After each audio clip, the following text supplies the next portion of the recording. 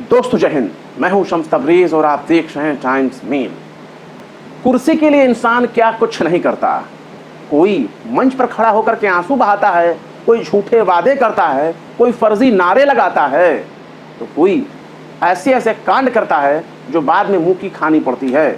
पर उत्तर प्रदेश, मध्य प्रदेश और उत्तराखंड की भाजपा सरकारों में मुसलमानों के खिलाफ जिस तरह की नफरत बोने का सिलसिला शुरू हुआ, वो ये बताने के लिए काफ़ी है कि अगर राजपाट सत्ता बचाना है तो मुसलमान का नाम लेना ही होगा, धर्म को हथकंडा बनाना ही होगा और नफरत की रस्सी पकड़कर सत्ता के शिखर पर बैठने का मौका मिलेगा। वरना भारत की जनता कई मामलों में लात मारकर सत्ता से पैदल करने में यकीन रखती है। लेकिन जब से हमारे मोदी जी ने कपड़े देखकर पहचानने की कला विकसित की है, उसके बाद से ही भाजपा ने इसे अपना चरित्र बना लिया है कि अगर सत्ता बचानी है, सत्ता में कायम रहना है, कुर्सी पर बैठे रहना है, दम दबाकर पकड़े रहना है, तो उसके लिए नफरत की रस्सी पकड़नी पड़ेगी, सांप्रदायिकता की रस्सी पकड़नी पड़ेगी, मुसलमानों का नाम लेना पड़ेगा और देश की बहुसंख्यक आबादी का नारा बुलंद करना होगा, धर्म और आस्था को छेड़ना पड़ेगा, तभी कुर्सी बच पाएगी। वरना इसकी कोई गारंटी नहीं है कि आगे चलकर देश की बहुसंख्यक आबादी अपने अपने बुनियादी मुद्दों को लेकर भारतीय जनता पार्टी को कहीं सत्ता से, कुर्सी से पैदल ना कर दे। और इसी का नतीजा है कि सुप्रीम कोर्ट से झटका खाने के बाद इन तीनों राज्यों में बेचैनी बढ़ती नजर आ रही है। खासकर उत्तर प्रदेश की बात करें तो मुजफ्फरनगर से इस तरीके से खाने पीने की चीज बेचने वाले दुकानदारों, होटल मालिकों को अपना नाम और कर्मचारियों का नाम लिखने के लिए मजबूर किया गया। सुप्रीम कोर्ट ने इस हरकत पर रोक लगा दी। हालांकि सुप्रीम कोर्ट ने रोक तो लगा दी है, लेकिन 26 जुलाई को इस पर सुनवाई भी होनी बाकी है। अभी अंतरिम रोक लगाई गई है। पर मुजफ्फरनगर से शुरू होने वाली इस रोक टोक, नाम पहचान में धर्म तलाश करने वाले लोगों के लिए उत्तर प्रदेश की पुलिस ने जो व्यवस्था मुजफ्फरनगर से शुरू की, उत्तर प्रदेश की योगी सरकार ने उसे पूरे उत्तर प्रदेश में लागू किया। फिर मध्य प्रदेश में मामला पहुंचा, उत्तराखंड में मामला पहुंचा और धर्म को इतना कमजोर बना दिया गया कि वो कभी भी खंडित हो सकता है, कभी भी टूट सकता है और कभी भी धर्म का नाश हो सकता है। आप यकीन नहीं करेंगे, पर मुसलमानों की एक बड़ी आबादी ऐसी भी है जो होटलों का गोश्त बिल्कुल नहीं खाती। मुसलमानों का एक बहुत बड़ा ऐसा तबका है जो तकवा में यकीन रखता है, जो परहेज में यकीन रखता है, जो नहीं चाहता कि उसे बाहर, घर के बाहर कहीं गोश्त खाने की नौबत आए, और वो भी शुद्ध शाकाहारी हिंदू होटलों का रुख करता है क्वालिटी को लेकर के। लेकिन जिस तरीके से जस्टिस SBM भट्टी ने सुप्रीम कोर्ट के जो जज साहिबान हैं, उन्होंने जो अपना किस्सा सुनाया है वो पूरे देश को सुनना चाहिए। क्योंकि उन्होंने अपने केरल की एक स्टोरी सुनाते हुए कहा कि केरल में एक हिंदू की शाकाहारी दुकान है और एक मुस्लिम की शाकाहारी दुकान है, लेकिन वो हिंदू होटल ना जाकर के मुस्लिम होटल में जाया करते थे, क्योंकि उसके यहाँ क्वालिटी मिलती थी, उसके यहाँ साफ सफाई होती थी, ज़्यादा साफ सफाई होती थी, स्टैंडर्ड क्वालिटी उसके यहाँ मेंटेन की जाती थी। तो ऐसे में सवाल ये है कि जो नाम देख करके फल खरीदने, भोजन करने के लिए उत्तर प्रदेश की पुलिस और उत्तर प्रदेश की सरकार कांवड़ियों को समझा रही थी, देश की जनता को समझा रही थी कि नाम देखकर तब किसी के यहाँ का चाय पियो, किसी के यहाँ का भोजन करो, किसी के यहाँ का फल खरीदो, क्योंकि इससे तुम्हारी धर्म आस्था को ठेस पहुंचेगी, तुम्हारी धर्म आस्था टूट जाएगी। तो क्या आस्था इतनी कमजोर चीज का नाम है? मुझे तो नहीं लगता कि किसी भी हिंदू की आस्था ऐसे टूट जाती होगी जैसा उत्तर प्रदेश की भाजपा सरकार सोच रही थी। क्योंकि उत्तर प्रदेश की भाजपा सरकार के पास एक सबसे बड़ी मजबूरी ये है कि जिस तरीके से लोकसभा चुनाव में इनका प्रदर्शन रहा है, उसके बाद कुर्सी बचाने की जद्दोजहद चल रही है, कुर्सी बचाने की जंग चल रही है और भाजपा की गुटबाजी इस वक्त बिल्कुल चरम पर है। उत्तर प्रदेश में योगी आदित्यनाथ अपनी कुर्सी बचाने की जंग लड़ रहे हैं और उन्हें अपनी कुर्सी बचाने के लिए ज़रूरी है कि 2027 में होने वाला विधानसभा चुनाव उनके लिए बहुत शानदार तरीके से बीते। उससे भी पहले जो उपचुनाव होने वाले हैं, उन उपचुनाव में भी उत्तर प्रदेश में भाजपा के लिए एक कड़ी चुनौती का सामना करने के लिए मजबूर कर देगा इंडिया गठबंधन। पर जिस तरीके से सुप्रीम कोर्ट ने इनके आदेशों पर रोक लगाई है, वो एक बहुत बड़ा करारा तमाचा है ऐसी सरकारों के लिए जो धर्म, जाति के आधार पर नफरत पर उठते हैं, अपनी जहरीली सियासत कायम करते हैं। ऐसे में एक सवाल यह भी है कि मुसलमान किस हद तक शाकाहारी है? मुसलमान वाकई बहुत हद तक आपको शाकाहारी मिलेगा। देश के जितने भी हिंदू भाई हैं उनको ये जानना होगा कि मुसलमान सिर्फ गोश्त ही नहीं खाता, मुसलमान शाकाहार भी होता है, प्योर वेजिटेरियन भी होता है। जो मुसलमान तकवे को फॉलो करते हैं, तकवा में यकीन रखते हैं, बहुत ज़्यादा तकवा, मतलब उनको ये यकीन होना चाहिए कि जो वो चीज़ खा रहे हैं उसमें कोई गंदगी नहीं है, तब तो वो चीज़ उसे हलाल समझ में आएगा और उसे खाएगा। अगर उसे शक हो गया कि जो गोश्त वो खा रहा है उसे ढंग से शरीयत के मुताबिक ज़िबा नहीं किया गया, जानवर को ढंग से हलाल नहीं किया गया, चाहे भले ही वो मुसलमान के हाथों हलाल क्यों ना किया गया हो, वो गोश्त नहीं खाएगा। वो भूखों मर जाएगा, सब्जी खा लेगा, दाल चावल खा लेगा, प्योर वेजिटेरियन को फॉलो कर लेगा, लेकिन वो गोश्त नहीं खाएगा। ये मुसलमानों के सबसे बड़े तकवे की मैं बात कर रहा हूँ। खुद शाहीन बाग के इलाकों में मुर्गे को ज़िबा करने का जो तरीका अपनाया जाता है उससे बहुत से लोगों को एतराज़ होता है, क्योंकि जो लोग मजहबी ख़ानदान से, मजहबी परिवारों से ताल्लुक़ रखते हैं उन्हें मालूम है कि मुर्गे को ज़िबा करने का तरीका क्या होता है। लेकिन शहरों में, बड़े बड़े शहरों में एक हाथ से लिया, गर्दन पकड़ा और उसे हाथ में लिए ही छुरी चला दिया जाता है, और इस तरीक़ों को देख करके मुसलमानों को बहुत एतराज़ होता है। वो भले ही पैसा चुकता कर देगा लेकिन ऐसे गोश्त को हाथ नहीं लगाएगा, घर ले जाना तो बहुत दूर की बात है। ऐसे में मुसलमान क्या करता होगा? ऐसे में मुसलमान अगर कहीं बाहर भी अगर गोश्त खाने की नौबत आती है तो गोश्त खाने से परहेज़ करता है, वो गोश्त नहीं खाता, अंडा खा लेगा, आलू खा लेगा, बाकी सारी सब्जियां खा लेगा, गोश्त नहीं खाएगा। क्यों? क्योंकि उसकी तबीयत को कबूल नहीं है, इस तरह के जानवर के ज़बीहे को वो हलाल नहीं मानता। याद रखें, यहाँ मामला सिर्फ मुसलमान का हो रहा है।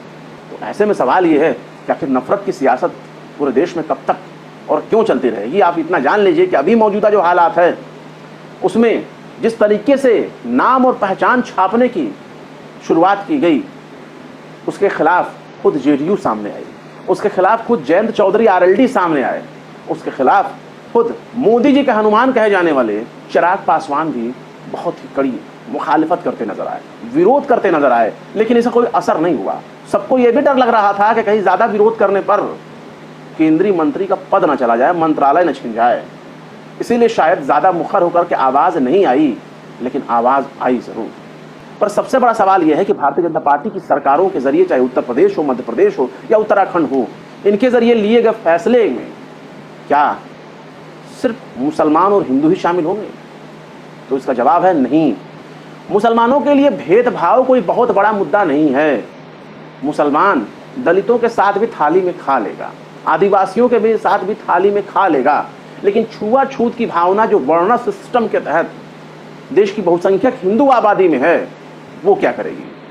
क्योंकि हमारे इसी देश में दलित को घोड़ा चढ़ने पर पीट दिया जाता है, घोड़ा अपने पास रखने पर उसे गोली मार दी जाती है, हत्या कर दी जाती है। बारात में घोड़ा चढ़ी पर पीट दिया जाता है, कूट दिया जाता है, उसे कायदे से समझा दिया जाता है कि तुम दलित हो और अपनी औकात में रहो। तो ऐसे में सवाल ये है कि क्या कोई दलित, आदिवासी या कोई वर्णा सिस्टम में जो सबसे निचले पायदान पर आता है, क्या वो कोई होटल अपने नाम से, अपने जाति सूचक नाम से चला सकता है? तो आप अपने समाज में दाएं बाएं उठाकर देख लीजिए, आंख नजर उठाकर देख लीजिए, वो बेचारा मक्खी मारता रह जाएगा, उसके होटल पर कोई ग्राहक नहीं आएगा, भले ही वो हिंदू ही क्यों ना हो।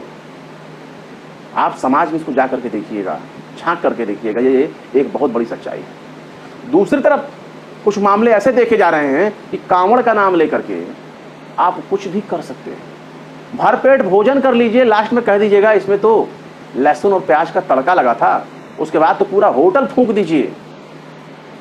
कांवड़ खंडित होने, आस्था पर हमले के नाम पर पूरे होटल को आग लगा दीजिए, कोई बीच में बीच बचाव करने नहीं आएगा और ना ही आपके खिलाफ कोई मामला दर्ज होगा। अगर आपका मन कर रहा हो कि गाड़ी बहुत अच्छी लगी, हमें उसे तोड़ना है, तो तोड़ दीजिए। शर्त यही है कि आप कांवड़िए होना चाहिए, और कांवड़ के नाम पर आपको ये पूरी छूट मिली है कि आप कोई भी हिंसा कर दें, गाड़ी को तोड़ दें, उसका पुर्जा नोच कर फेंक दें, उस पूरी गाड़ी को बीच सड़क पर खींच दें, आपको पूरी छूट मिलेगी। सत्ता, पुलिस, सिस्टम सब मुंह ताकती रहेगी, कोई कुछ नहीं करने वाला। क्यों? क्योंकि उसके पास एक बहुत बड़ा रीज़न है। कांवड़िया सीधे ये कह देगा कि भाई साहब, मेरा कांवड़ इस कार से टच हो गया था, ये कार मेरे कांवड़ को टच कर गई और मेरा कांवड़ खंडित हो गया, और फिर हमने अपनी आस्था को बचाने के लिए गाड़ी को पूंछ दी, तोड़ दी, भले ही उसे आग लगा दिया। तो इस तरह के मामले अभी हाल फिलहाल में देखे गए हैं। और बाइक पूछ दी गई। हालत ये हो गई कि डूबने से, पानी में डूबने से एनडीआरएफ के जवानों ने एक कांवड़ियों को बचाया, और उस कांवड़ियों को बचाने वाले में एक आसिफ नाम का कांस्टेबल, सिपाही या जो गोताखोर आप नाम दे दें, यानी वो भी एक मुस्लिम सहकर्मी था, और उसने उस कांवड़ियों को बचाया। तो क्या वो कांवड़िया ये कहेगा कि मुझे तो एक मुस्लिम ने छू दिया, मेरा तो धर्म भ्रष्ट हो गया, अब मैं दोबारा भले ही कूद कर पानी में जान दे दूंगा, लेकिन एक मुस्लिम के जरिए बचाने की इस घटना को मैं स्वीकार नहीं करूंगा, मैं भले प्राण त्याग दूंगा? ऐसा तो नहीं हो सकता। लेकिन जिस तरीके से हिंदू भावनाओं को ज़्यादा से ज़्यादा भड़काने की कोशिश हो रही है, क्या हिंदू भावना इतना कमज़ोर है? तो जवाब है नहीं, क्योंकि सत्ता सिस्टम बचाने के लिए फिलहाल धर्म ही एक मुद्दा है, क्योंकि धर्म और आस्था ही एक ऐसा मुद्दा बचा हुआ है जिस पर सवार होकर बीजेपी अपना बेड़ा पार करना चाहती है, योगी आदित्यनाथ अपना बेड़ा पार करना चाहते हैं। वरना सरकार बचाना फिलहाल उनके लिए बहुत मुश्किल लग रहा है, जिस तरह से अंदरूनी रिपोर्ट बाहर आती जा रही है और जिस तरीके से बीजेपी के भीतर, भाजपा के भीतर बगावत हो रही है, उसे देखकर तो यही लगता है कि जो उत्तर प्रदेश की सरकार है योगी आदित्यनाथ की, वो कोई ज़्यादा दिन टिकने वाली नहीं है। पर योगी आदित्यनाथ ने भी अपना जोर आजमाइश शुरू कर दिया है, कहीं से भी वो झुकने को तैयार नहीं है और ना ही अपने ऊपर गुजराती लॉबी को हावी होने दे रहे हैं। वाकई इस बहादुरी को भी गौर से देखना चाहिए जो योगी आदित्यनाथ एक पत्थर की तरह, बिल्कुल चट्टान की तरह, बिल्कुल भाजपा के रास्ते में खड़े हो चुके हैं कि कुछ भी हो जाए कुर्सी तो नहीं छोड़ेंगे। लेकिन जिस तरीके से फैसले लिए जा रहे हैं उसका अंजाम क्या होगा ये आप बखूबी समझ सकते हैं कि इसका पूरा मकसद सांप्रदायिकता फैलाना है और सांप्रदायिकता की नाव पर चढ़कर ही सत्ता की कुर्सी पर पहुंचने में आसानी होगी। आपको कई बार ऐसी भी चीज़ें देखने को मिल जाएगी कि जो अपर कास्ट सिस्टम है, जो हिंदुओं में जो अपर कास्ट है, उसका मुसलमानों के साथ कॉम्बिनेशन बहुत अच्छा देखने को मिलेगा। मतलब मुसलमानों के साथ वो उठते बैठते भी हैं, खाते पीते भी हैं, एक ही थाली में खा भी लेंगे, एक ही साथ घूम फिर लेंगे, एक साथ यारी दोस्ती भी निभा देंगे, सुख दुख में काम भी आ जाएंगे। लेकिन जिस तरीके से देश में नफरत का प्रचार हो रहा है, उस चीज़ को देखकर आप इसे भी भाप सकते हैं कि जो गैर सवर्ण तबका है वो अपने आप को ज़्यादा कट्टर समझ रहा है। मतलब कोई जो सवर्ण क्लास में है, चाहे वो ब्राह्मण हो, चाहे वो क्षत्रिय हो, भूमिहार हो, कोई भी हो, वो आपके साथ उस हद तक भेदभाव नहीं करेगा, चाहे खान पान का मामला हो, चाहे एक दूसरे के साथ रिलेशन, रिश्ते, यारी दोस्ती निभाने का मामला हो, व्यवहार निभाने का मामला हो, उनके साथ भेदभाव आपको देखने को नहीं मिलेगा। लेकिन जो गैर सवर्ण तबका है, चाहे ओबीसी का हो, चाहे SC ST का हो, चाहे दलितों का हो, इनके अंदर हाल फिलहाल कुछ सालों के दौरान इतनी ज़्यादा कट्टरता देखी जा रही है कि मुसलमानों के साथ ये खान पान में छूत महसूस करने लगते हैं। पर ऐसा सवर्ण तबके के साथ नहीं होता। वो आपको मान सम्मान भी देंगे, इज्जत भी देंगे, लेकिन क्या वजह है कि दलित, आदिवासी और पिछड़े वर्गों के बीच में मुसलमानों को लेकर के एक अलग ही नफरत देखी जा रही है। क्या ये नफरत की सियासत का ही अंजाम है जो अब देखने को मिल रहा है? इस बारे में फिलहाल राजनीतिक पार्टियां जो ओबीसी की लीडर अपने आप को समझती हैं, पिछड़ों का अपने आप को नेता समझते हैं, जो दलितों का नेता समझते हैं, जो आदिवासियों का नेता अपने आप को समझते हैं, उन्हें अपनी अपनी पार्टियों में झांक कर देखना होगा कि आखिर ऐसा क्यों हो रहा है। फिलहाल क्या कहेंगे इस खबर के बारे में कमेंट बॉक्स में ज़रूर बताएं। फिर मिलते हैं किसी और वीडियो में एक नई खबर के साथ। शम्स तबरेज़ को दीजिए इजाज़त। जय हिंद। अगर अभी तक आपने हमारे चैनल टाइम्स मेल को सब्सक्राइब नहीं किया है तो जल्दी से सब्सक्राइब कर दें और बेल आइकन भी प्रेस कर दें।